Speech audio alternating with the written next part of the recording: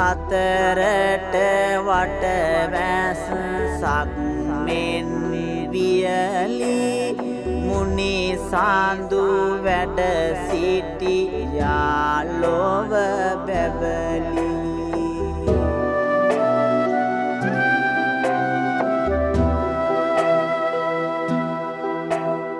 රාග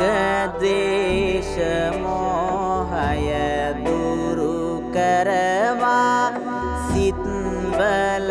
කුසලයේ සිතුවිලි පුරවා